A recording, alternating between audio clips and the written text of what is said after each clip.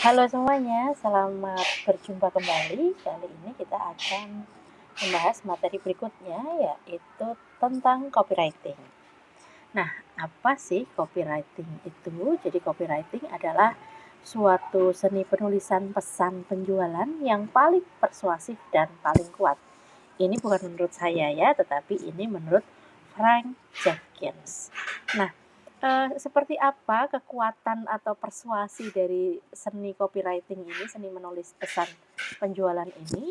Nah, seninya ada di dalam sini ya teman-teman ya, dengan copywriting atau dengan pesan tulisan kita bisa membujuk, meyakinkan, mengajak, maupun mempengaruhi ya para pembaca, pendengar, penonton. Kemudian endingnya adalah mereka melakukan suatu aksi tertentu hasil dari bujuk rayu kita atau persuasi kita.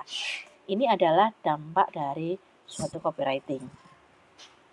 Kemudian kalau kita berbicara tentang copywriting ya, maka kita akan berkenalan dengan seorang copywriter, yaitu orang yang bertanggung jawab terhadap semua yang berurusan dengan kata-kata atau teks dan berkenaan dengan sesuatu yang sifatnya verbal.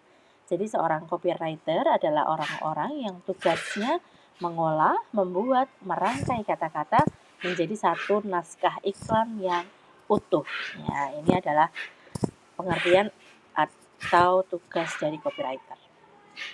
Kemudian seorang copywriter ini, teman-teman, biasanya selain bekerja di bidang advertising pada departemen kreatif, juga bisa bekerja secara independen.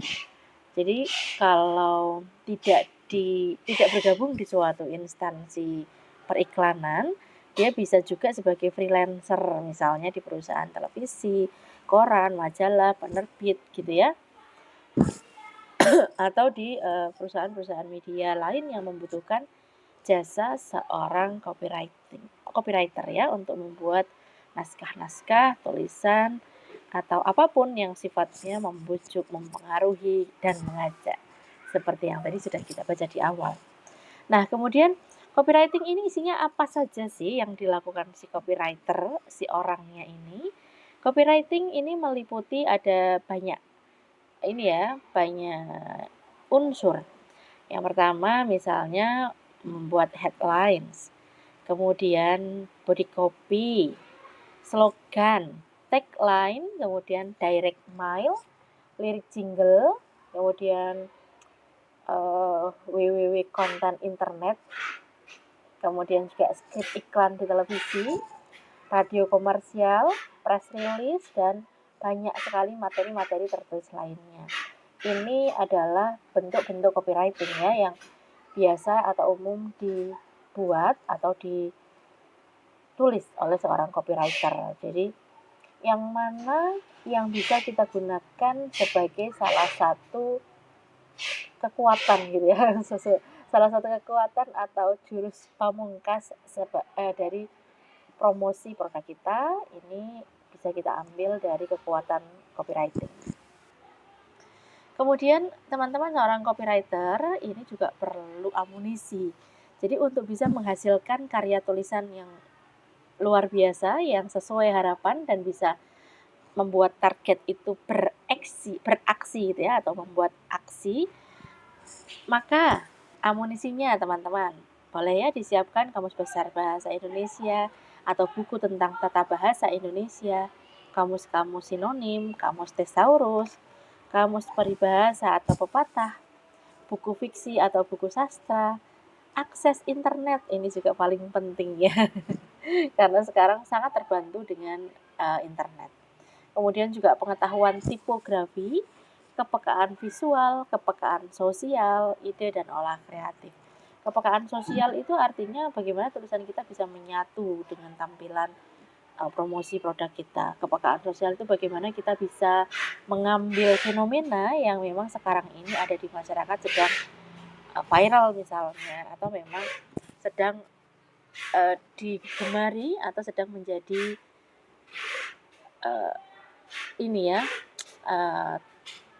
materi utama gitu, sedang menjadi sorotan oleh publik. Ini kepekaan sosial yang diperlukan oleh seorang copywriter, sehingga hasil karyanya itu bisa relate, bisa sesuai dengan target marketnya. Nah, teman-teman, kita akan menyusun, jadi di materi pertemuan kali ini kita akan mulai menyusun bagaimana menulis naskah iklan. Di dalam suatu produk tentu kita perlu menambahkan tulisan-tulisan supaya kekuatan produk kita semakin tinggi gitu ya, value-nya juga semakin tinggi. Dalam menulis naskahnya nanti, untuk menulis naskah iklan, teman-teman perlu ingat bahwa kita sedang ngomong atau ngobrol dengan satu orang. Maka tulisan kita harus bersifat komunikatif. Jadi tidak seperti pernyataan yang tidak perlu dijawab ya, tetapi kita lebih bagus lagi ketika naskah iklan kita sifatnya berbicara gitu ya. Sehingga orang-orang itu ketika membaca rasanya seperti, oh ini aku diberitahu, oh aku diajak berbicara oleh si penulis.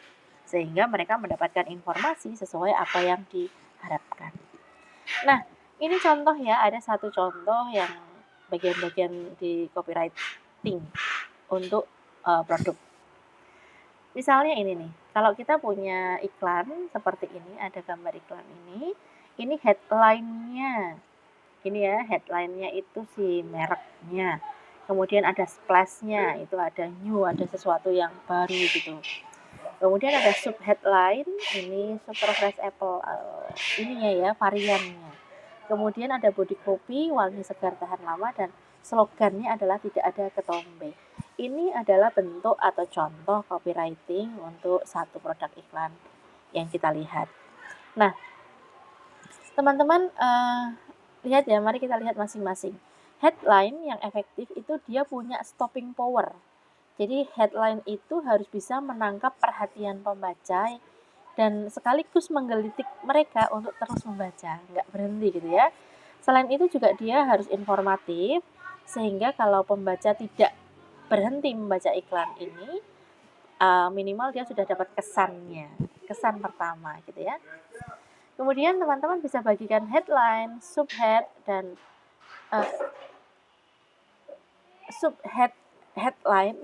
dari headline itu fungsinya memang sama seperti headline, cuman dia kayak jembatan untuk pembaca. Jadi kalau kita kembali lihat ke tadi ya, subheadnya itu untuk tahu lebih detail dari si headline-nya itu apa gitu, untuk memperkuat informasi yang ada di headline, itu subheadline. Kemudian kalau body copy itu dia menyajikan informasi penting secara sempurna, jadi lebih lengkap. Ingatlah bahwa pembaca tidak punya banyak waktu dan mereka tidak sabar. Mereka inginnya informasinya itu disajikan dengan singkat, padat, menyenangkan, tapi udah paham dan udah memenuhi kebutuhan informasi mereka. Ini kita letakkan di bagian body copy. Kemudian selain itu tadi ada apa aja? Headline, subheadline, body copy, kemudian ada tagline. Nah, kalau tagline teman-teman, ini posisinya dia untuk menjelaskan atau membuat suatu kesimpulan. Biasanya isi dari tagline itu apa benefitnya atau apa keuntungan dari menggunakan produk ini, atau mungkin positioningnya, posisi produk kita nomor 1 ya, tak ada duanya, itu posisi ya.